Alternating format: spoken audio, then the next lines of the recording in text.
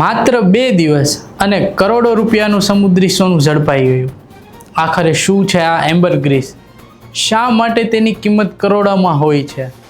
અને કોણ કરી રહ્યું હતું આ કરોડોના કાળા કારોબારનું સંચાલન? ભાવનગરથી સામે આવેલી આ કાર્યવાહી અનેક સવાલો ઊભા કરી રહી છે। તેના વિશે અહીં વિગતે ચર્ચા કરીશું। નમસ્કાર, આપ જોઈ રહ્યા છો ચક્રવાત ન્યૂઝ। હું આપની સાથે રોનક।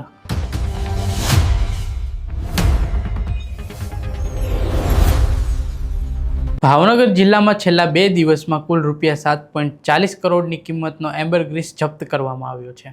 આ મામલે અત્યાર સુધી 8 શખ્સોની ધરપકડ કરવામાં આવી છે। સૌપ્રથમ સ્ટેટ મોનિટરિંગ સેલ બુધેલ ગામેથી રૂપિયા 4.10 કરોડનો એમ્બરગ્રીસ ઝડપી પાડ્યો હતો। ત્યારબાદ વન વિભાગે વધુ તપાસ કરતા ઘોઘાના ખડસલિયા ગામેથી રૂપિયા 5.30 કરોડનો વધુ એમ્બરગ્રીસ કબજે કર્યો હતો। એમ્બરગ્રીસ જેને સમુદ્રી સોનું પણ કહેવામાં આવે છે, તે વહેલ માછલીમાંથી કુદરતી રીતે બનતો અત્યંત દુર્લભ પદાર્થ છે। આંતરરાષ્ટ્રીય બજારમાં તેની કિંમત પ્રતિ કિલો 1 કરોડ રૂપિયાની પણ વધુ હોઈ શકે છે। તેનો ઉપયોગ પરફ્યુમ, કોસ્મેટિક અને અન્ય કેટલીક દવાઓ બનાવવા માટે પણ થાય છે। વન વિભાગના જણાવ્યા મુજબ એમ્બરગ્રીસનો સંગ્રહ, ખરીદી કે વેચાણ કરવું કાયદેસર ગુનો હોય છે। આ સમગ્ર મામલે પોલીસે અને વન વિભાગે સંયુક્ત તપાસ શરૂ કરી છે। તમામ આરોપીઓને કોર્ટમાં રજૂ કરવામાં આવ્યા હતા, જ્યાં કોર્ટે 1 દિવસના રિમાન્ડ મંજૂર કર્યા છે। વન વિભાગનું કહેવું છે કે તપાસ દરમિયાન આ કેસમાં અન્ય લોકોની સંડોવણી પણ સામે આવી શકે છે। પહેલા આપણે અહીંયા પોલીસ અધિકારી શું કહી રહ્યા છે તે સાંભળીએ। મારું નામ બીજી ગલાણી, રેન્જ ફોરેસ્ટ ઓફિસર, ભાવનગર। સાહેબ, ખાસ કરીને એમ્બરગ્રીસ જે ઝડપાયું છે, 4 જેટલા આરોપી છે, સ્ટેટ મોનિટરિંગ સેલ દ્વારા ઝડપાયું છે। સમગ્ર મામલો કઈ રીતના છે? ફોરેસ્ટ ડિપાર્ટમેન્ટે આ મામલે કઈ રીતના તપાસ કરી છે? તારીખ 10/7/2026ના રાત્રિના સમયે પોલીસ કંટ્રોલમાંથી મેસેજ મળેલ કે એમ્બરગ્રીસ જે વેલ માછલીની ઉલટી તરીકે ઓળખાય છે, જે સ્ટેટ મોનિટરિંગ સેલની ટીમ દ્વારા પકડવામાં આવેલ છે બાતમીના આધારે, અને તેની ઓળખ અને તેમજ એફએસએલ ટીમ બોલાવવામાં આવેલ અને ફોરેસ્ટ ઓફિસરને બોલાવવામાં આવેલ।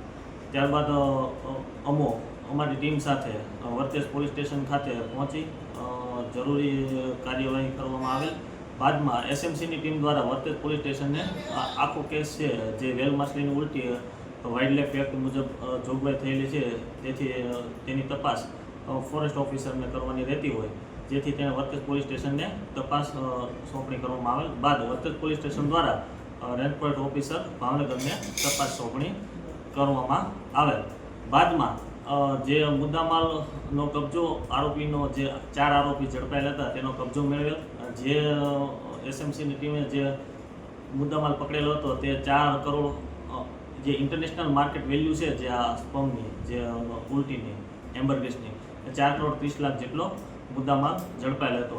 બાદમાં ભાવનગર રેન્જ દ્વારા વન્ય પ્રાણી સંરક્ષણ અધિનિયમ 1972માં જે વેલ માછલીનું જે સ્પમ છે, જે ઉલટી છે, જે બેન છે, જે ટૂંકમાં ગેરકાયદેસર વેચાણ કરવું, તેનો કબજો રાખવો, જે સરકારી પ્રોપર્ટી છે તે બેન છે, એટલા માટે થઈ અને વન્ય પ્રાણી સંરક્ષણ અધિનિયમ મુજબ ગુનો નોંધવામાં આવેલ। બાદમાં જે આનું ઊંડાણ સુધી પગેરું મેળવવા આ વારંવાર જે ધોલેરાથી લઈ મહુવા સુધીની જે દરિયાઈ કોસ્ટલ પટ્ટીમાં વારંવાર આવા કેસ થાય છે, તો ક્યાંથી આવે છે, શું છે, તેનું પગેરું મેળવવા માટે ભાવનગરની ટીમ ઊંડાણપૂર્વક તપાસ કરતા બીજા 4 આરોપી ખડસલિયા ગામે તેમજ ભાવનગર સિટી વિસ્તારમાંથી પકડવામાં આવેલ છે, અને જે ખડસલિયા ગામના જે મૂળ આરોપી છે તેઓ પાસેથી બીજો 5 કરોડ 10 લાખનો મુદ્દા માલ પણ રિકવર કરવામાં આવેલ છે। સાહેબ, આની અંદર હજુ પણ વધારાના કોઈ આરોપી ઝડપાયું લાગે છે? શું મામલો શું? હાલ જે એસએમસીની ટીમ દ્વારા જે વેચાણ કરવાવાળા આરોપી પકડવામાં આવેલ હતા, ત્યારબાદ ભાવનગર વન વિભાગની ટીમ દ્વારા જે મૂળ સુધીના આરોપીઓ પકડવામાં આવેલ છે। તપાસ ચાલુ છે। સાહેબ, આ જે એમ્બરગ્રીસ છે એ કેવા પ્રકારના ઉપયોગમાં લેવાતું હોય છે? મોટા ભાગે જે લક્ઝરિયસ પરફ્યુમ છે, જે વિવિધ ઇન્ટરનેશનલ માર્કેટમાં જે બહુ હાઈ લેવલના કન્ટ્રી છે એના માટે થઈને ઉપયોગ થાય છે। ભાવનગરમાંથી કરોડોના એમ્બરગ્રીસનો જથ્થો ઝડપાતા ફરી એકવાર સમુદ્રી સોનાના ગેરકાયદેસર કારોબાર પર સવાલો ઊભા થાય છે। હવે તપાસમાં સમગ્ર નેટવર્કના વધુ તાર બહાર આવે છે કે નહીં, તેના પર સૌની નજર રહે છે। જો તમને અમારો વિડીયો પસંદ આવ્યો હોય તો વિડીયોને લાઇક કરજો, શેર કરજો અને અમારી ચેનલને સબસ્ક્રાઈબ કરવાનું ભૂલશો નહીં।